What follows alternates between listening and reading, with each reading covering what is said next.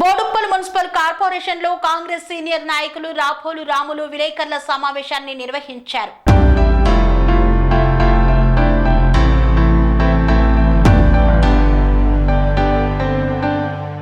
మేడ్చల్ జిల్లా Boduppal municipal corporation colony సంక్షేమ సంఘాల సమైక్య చైర్మన్ రాపోలు రాములు కేటీఆర్ మరియు కవిత తెలంగాణ తల్లి విగ్రహంపై చేసిన అనుచిత వ్యాఖ్యలను ఖండించారు. ఈ సందర్భంగా ఆయన మీడియా సమావేశం ఏర్పాటు చేసి కాంగ్రెస్ ప్రభుత్వం ఏర్పరిచిన తెలంగాణ తల్లి విగ్రహ రూపాన్ని వర్ణిస్తూ టీఆర్ఎస్ నాయకులు అధినేతలు చేస్తున్న అనుచిత వ్యాఖ్యలు సబబు కాదంటూ వివరించారు. రాష్ట్రంలో ప్రతిపక్ష నాయకులుగా మీరు వివరించడానికి వర్ణించడానికి చాలా సమస్యలు ఉన్నాయని, కానీ వాటన్నింటినీ వదిలిపెట్టి తెలంగాణ తల్లి విగ్రహంపై విమర్శించడం ఎంతవరకు కరెక్టు అని ప్రశ్నించారు. ప్రతిపక్ష నాయకులుగా ప్రజా సమస్యలపై ప్రభుత్వంతో పోరాడాలి, కానీ ఇలాంటివి ముందుంచి పబ్బం గడుపుకోవడం కరెక్ట్ కాదన్నారు. కాంగ్రెస్ ప్రభుత్వం చేసే ప్రతి పనిని వ్యతిరేకించడం అలవాటుగా చేసుకున్నారని, ఇలాంటివి చేస్తే ఊరుకునేది లేదని హెచ్చరించారు.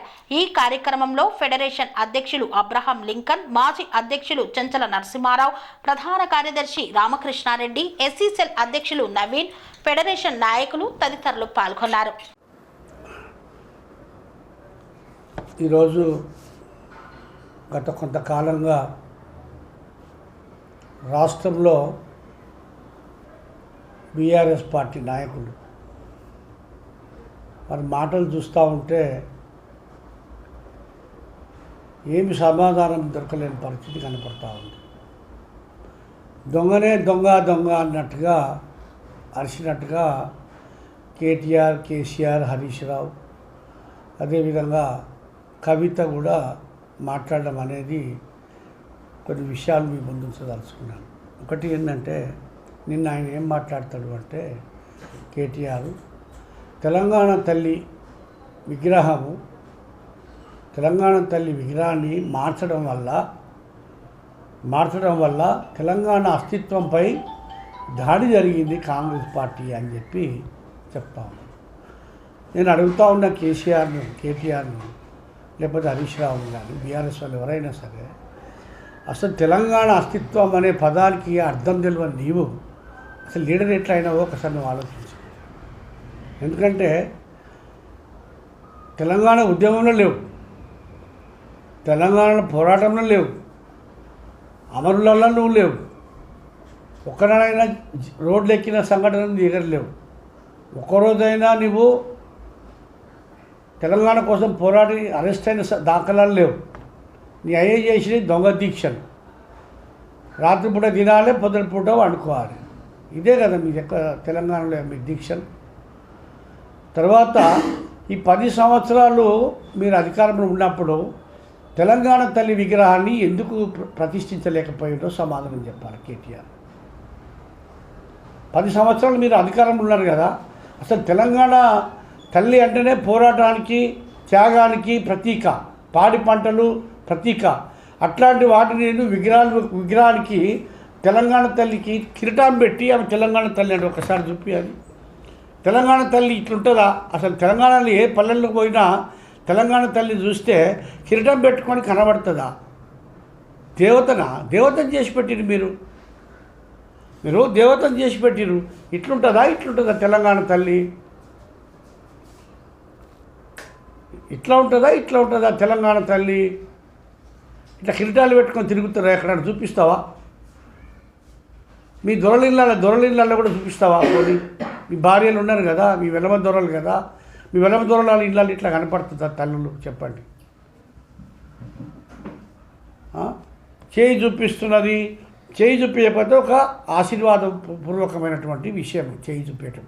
పెద్దవాళ్ళు పిల్లల మీద చేయి పెట్టడం అనేది, తల మీద చేయి పెట్టడం అనేది, చేయి చూపించడం అనేది ఒక ఆశీర్వాదకరమైనటువంటి మాట. ఆ అర్థం తెలియకుండా ఇట్లా కిరీటాలు పెట్టుకొని నీ జొన్నకంకులు పట్టుకొని తిరుగుతారా? ఎక్కడన్నా మీ ఆడలు తిరిగిరా? మీ కవితమ్మ తిరుగుతుందేమో వజ్ర వైడూర్యాలు పెట్టుకొని, ఆమె దోచిన డబ్బంతా తీసుకొని. ఇది తెలంగాణ అస్తిత్వం మీద దాడా? అసలు మీరు జాతీయ గీతాన్ని జయ జయ హే తెలంగాణ జననీజన గీతనం అని చెప్పి మరి అందశ్రీ రాసిన పాటను పాడుకున్నారు ప్రజలు. ఉద్యమాలలో కూడా మారుమోగింది. కానీ అట్లాంటి పాటను మీరు ఎందుకు జాతీయ గీతంగా ఎందుకు గుర్తించలేకపోయారు?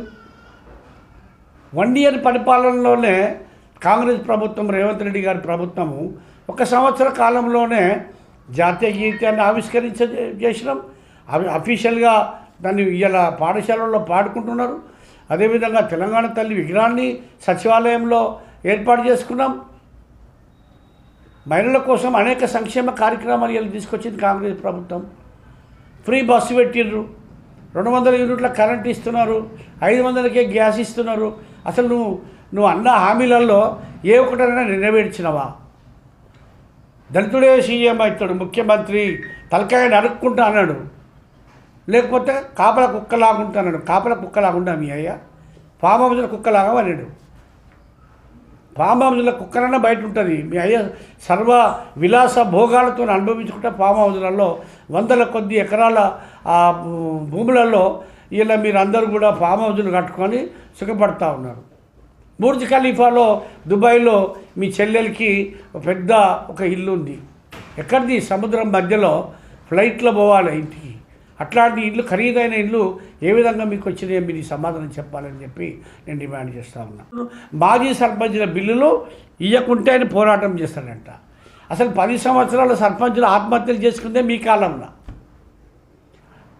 మాజీ సర్పంచులు పనులు చేయబెట్టిరు, మీరు హరితవనాలు కట్టించారు, శ్మశాన వాటికలు కట్టించారు, అదేవిధంగా అనేక మరి ఏమంటారు అది రైతు వేదికలు కట్టించారు. ఆ బిల్లులన్నీ కూడా వాళ్ళు పాపం ఆస్తులు అమ్ముకొని కట్టుకొని ఆ బిల్లులు అప్పులు తీసుకొచ్చి పెట్టుకుంటే ఆ అప్పులు చెల్లించలేక మీరు ఇయ్యక ఆ బిల్లులు రాకపోతే ఇంకా వాళ్ళు ఉద్యమాలు చేస్తూ ఉన్నారు. 10 సంవత్సరాల్లో ఎంతమంది సర్పంచులు ఆత్మహత్య చేసుకున్నారు? ప్రజాప్రతినిధులుగా వాళ్ళు ఉండి ప్రజలకు పని చేయకపోతే నిలదీస్తుంటే తట్టుకోలేక వాళ్ళు అప్పులు తీసుకొచ్చి వాళ్ళు పనులు చేయించారు. రోడ్లు వేసిర్రు, డ్రైనేజీలు వేసిర్రు, అవసరమైన మౌలిక సదుపాయాలన్నీ కల్పించారు. అట్లాంటి వాళ్ళను బిల్లులు చెల్లించకుండా ఆపింది మీరు. ఈ సంవత్సర కాలంలో మీరు చేసిన అప్పులకు వడ్డీలే కట్టుడు సరిపోతూ ఉంది. అట్లాంటి వదిలిపెట్టి బిల్లులు చెల్లించండి. మీకు అర్హత ఉందా? నీకు అర్హత ఉందా? మీ బామ్మడి కేటీఆర్ పంచాయతీరాజ్ శాఖ మంత్రి చేసిండు, నువ్వు ఫైనాన్స్ మినిస్టర్ ఎందుకు ఇవ్వలేదు? నువ్వు ఏమైనా సిగ్గు శరం ఉండాలి మీరు మాట్లాడడానికి? పదవులు అధికారం కోల్పోగానే మెంటల్ ఎక్కినప్పుడు పిచ్చెక్కిన కుక్కల్లాగా అరుస్తావు, మెంటల్ కుక్కల్లాగా. ఇష్టానుసారంగా వాడు వీడు ఒక ముఖ్యమంత్రి స్థాయి వ్యక్తిని కూడా పట్టుకొని నీ ఇష్టానుసారంగా మాట్లాడితే ప్రజలు గమనిస్తూ ఉన్నారు. అదే నిన్న అదానీ అండ్ రేవంత్ రెడ్డి టీషర్ట్లు వేసుకొని ఫోటోలో టీషర్ట్లు వేసుకొని అసెంబ్లీకి పోతారా? ఇదేమైనా పద్ధతి? ఇది అదానికి ఎక్కడ, రేవంత్ రెడ్డి గారు ఎక్కడ? అదాని మోదీ బొమ్మలు పెట్టుకొని మీరు పార్లమెంట్లో చూపించండి. అదాని అదేవిధంగా మోడీ గారు ఇద్దరు దోస్తులు లక్షల కోట్ల రూపాయలు మాఫీ చేసిండు ఆయన బ్యాంకులలో. బ్యాంకు రుణాలు 10,000 కోట్ల రూపాయలు ఇలా పేద రైతులకు మాఫీ చేయలేదు, కానీ పెద్ద పెద్ద బడా వ్యాపారస్తులకు మాఫీ చేసింది బీజేపీ ప్రభుత్వం. మీకు అసలు ఏం అర్హత ఉందని చెప్పి, అసలు కేసీఆర్ రావాలని చెప్పి విగ్రహం ఓపెనింగ్కి రావాలని చెప్పి సాక్షాత్తు రాష్ట్ర మంత్రివర్యులు పొన్నం ప్రభాకర్ గారు వాళ్ళ ఫామ్ హౌస్కి వెళ్ళి మరి ఆహ్వానం పంపిస్తే ముఖం లేదు నీకు, మీ అయ్యకు వచ్చే ముఖం లేదు. ఏం చెప్పుకోవాలని అర్థం కాకుండా మీరు అసెంబ్లీకి ప్రధాన ప్రతిపక్ష నాయకుడు ఎందుకు వస్తలేడా? ఎందుకు వస్తలేడు? సమాధానం ఉండదు మీ దగ్గర. ఇలా ఫోన్ ట్యాపింగ్ కేసులో మీరు మొత్తం మీరు రెడీగా ఉండరు, మీరు ఊసలు లెక్క పెట్టడానికి. ప్రభాకర్ రావు అక్కడ చెప్తాను, నేను రాధాకృష్ణరావు గారి స్టేట్మెంట్ ఏం చెప్తుండే ఆయన, మొత్తం ముఖ్యమంత్రి గారు చెప్తేనే మేము ఫోన్ ట్యాపింగ్ చేసినాము, ఇలా మేము అదంతా వాస్తవాలు బయట పెడతామేమో అనే ఉద్దేశంతో నన్ను చంపే మరి హత్య చేసే ప్రమాదం ఉంది, నా జీవితాన్ని కాపాడండి అని చెప్పి రాష్ట్ర ముఖ్యమంత్రి గారికి మొదలు పెట్టుకుంటా ఉన్నారు. ఇంత దుర్మార్గమైన పనులు చేసినటువంటి మీరు అసలు ఇలా కాంగ్రెస్ పార్టీ ఒక సంవత్సరం అయ్యింది నిన్నటికి. ఒక సంవత్సరం కూడా కాకముందుకే అవాకులు చెవాకులు ఇష్టానుసారంగా మాట్లాడు, వాడు వీడు అనుడు, ఏంది హామీలు నెరవేర్చలేదనుడు, ఒక్కొక్కటి నెరవేర్చుకుంటూ వస్తూ ఉన్నారు. మీరు చేసిన అరాచకాలు తక్కువ ఉన్నాయా? కాళేశ్వరంలో 1000 కోట్లు 1,00,000 కోట్లు సంపాదించి ఇస్తుంది. ఫోన్ ట్యాపింగ్ కేసులు అడ్డం పెట్టుకుని 1,00,000 కోట్లు సంపాదించి విదేశాలకు హవాలా ద్వారా ట్రాన్స్ఫర్ చేసినామని చెప్పి సాక్షాత్తు డిఎస్పీ ఇది చెప్తూనే ఉన్నాడు, డీసీపీ. ఇంత అరాచకాల ఆఫీసర్లను వాడుకొని మరి కాళేశ్వరం ప్రాజెక్టు కట్టడంలో ఒక్క ఇంజనీర్ అన్నా మీకు ఫర్గా చెప్పిండా? వాళ్ళ ప్రమేయం లేదు అందులో. మీ ప్రమేయమే. మీ ఇష్టానుసారంగా డిజైన్లు చేసుడు, ఇష్టానుసారంగా వాడుతుడు, ఇష్టానుసారంగా మీరు కట్టడాలు చేసి లక్షల రూపాయలకి వెళ్ళి కమిషన్ దండుకోవడము మీ యొక్క నీతికి నిదర్శనం అది. కాబట్టి నేను అనేది ఏంటి అంటే మీరు మళ్ళా 10 సంవత్సరం ఆగండి, 4 సంవత్సరాల్లో మళ్ళీ 10 ఏళ్ళు మేము ముఖ్యమంత్రి అని కలలు కంటున్నారు రాత్రిపూట.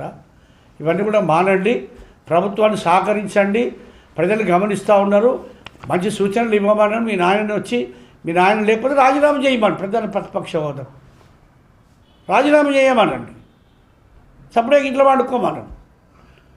అసెంబ్లీకి అసలు 4 రోజులు కంటిన్యూగా డ్యూటీ పోకపోతే గవర్నమెంట్ ఉద్యోగాలు తీసేస్తుంది కదా. ఇలాంటి ఇంటిమేషన్ లేకపోతే ఎందుకు కూడా వీకొద్దు. మీకుండే ఎమ్మెల్యే పదవులు మీరు ప్రశ్నించమని ప్రతిపక్షంలో కూర్చోబెట్టారు. ఎందుకు మీరు సూచనలు ఇస్తలేరు ప్రభుత్వానికి? ఎందుకు తప్పులు చేస్తే తప్పులు సరిచేయడానికి ప్రయత్నం చేస్తలేరు? కాబట్టి నేను ఈ సందర్భంగా ఒకటే తెలియజేస్తున్నా, కేటీఆర్, హరీష్ రావు, కవిత, కేసీఆర్ కూడా మీరు అందరూ నోరు అదుపులో పెట్టుకొని మాట్లాడండి. ఈసారి మొన్న 39 సీట్లు వచ్చినాయి, ఈసారి 9 సీట్లు కూడా రావు. 9 సీట్లు కూడా వచ్చే పరిస్థితి లేదు. ఏదో బలవంతంగా మీ ఎంబడి ఉంటుంది. మీ ఎమ్మెల్యేలు ఎప్పుడు జంప్ అయినా మా కాంగ్రెస్లో కానీ వేడి చేస్తూ ఉన్నారు. ఎంతోమంది వచ్చి మాట్లాడుకొని పోతున్నారు. మేము మంత్రుల దగ్గరికి, మరి సంబంధిత అధికారుల దగ్గరికి ఇంతెందుకు మేడ్చల్ ఎమ్మెల్యే మల్లారెడ్డి మాతోనే చెప్తా ఉన్నాడు, మమ్మల్ని ఎప్పుడు తీసుకుంటారన్నా, మీ కాలు మొక్తామన్నా, మీ దండం పెడతామన్నా, మనం కాంగ్రెస్ పార్టీలో తీసుకోమని చెప్పున్నాను అని మాలాంటిలో కూడా రికమెండ్ చేసే పరిస్థితి ఉన్నది. అంటే అసలు మీ దగ్గర ఎట్లాంటి వ్యక్తులు, ఎట్లాంటి దిగజారినటువంటి వ్యక్తులు ఉన్నారో మీరు అర్థం చేసుకోవాలి. దీనికి అంతటి కారణం మీ అహంకారం. మీ అహంకారం తగ్గించుకోకపోతే ప్రజలు ఇంకా మీరు అడగదొక్కుతారు. ఖచ్చితంగా రాబోయే రోజులలో అవి కూడా ఉన్న సీట్లు కూడా కోల్పోతారు. మీరు అందరూ కూడా నువ్వొక దిక్కు, మీ అయ్యొక దిక్కు, మీ బావ, మీ చెల్లెఒక దిక్కు, మరి మీరు అందరూ కూడా రోడ్ల మీద తిరగాల్సిన పరిస్థితి ఉండదు అని చెప్పి సందర్భంగా నేను హెచ్చరిస్తూ సెలవు తీసుకుంటా ఉన్నాను. స్వామి బోధానంద గోసేవ ఆశ్రమం, సైథాపూర్. జ్యోతిష్యం, వాస్తుశాస్త్రం మన పూర్వీకులు మనకిచ్చిన వరం. దుర్గాదేవి, కాలభైరవ ఉపాసనతో వాక్సిద్ధి పొందిన శ్రీ శ్రీ బోధానందగిరి స్వామివారు మీకు ఎలాంటి సమస్యలున్నా, వాటిలో ముఖ్యంగా ధన నష్టం, ఆరోగ్య నష్టం, భార్యాభర్తల మధ్య గొడవలు, ప్రేమించుకున్న వారు దూరం అవడం, ఎన్ని సంబంధాలు వచ్చినా పెళ్లి ముడి పడకపోవడం, రోడ్డు ప్రమాదాలు, అప్పుల బాధలు, వ్యవసాయంలో నష్టాలు, పెద్దల మాట పిల్లలు వినకపోవడం, ఆరోగ్య శాంతి, గృహశాంతి, మనశ్శాంతి లేకపోవడం, ఇలాంటి సమస్యలు ఉన్నట్లయితే ఒక్కసారి స్వామీజీని కలవండి. మీ సమస్యలకు తగిన పరిష్కారాన్ని పొందండి. అంతేకాక అన్ని రకాల వ్యాధులకు గోపంచగవ్య మరియు మూలికా వైద్యం చేయబడును. నమ్మకంతో రండి, ఆయురారోగ్యాలతో వర్ధిల్లండి. మా అడ్రస్ స్వామి బోధానంద గోసేవ ఆశ్రమం, సైథాపూర్, వీరభద్రస్వామి గుడి దగ్గర, యాదగిరిగుట్ట. సంప్రదించవలసిన నెంబర్ 9849213754 మరియు 9618034138.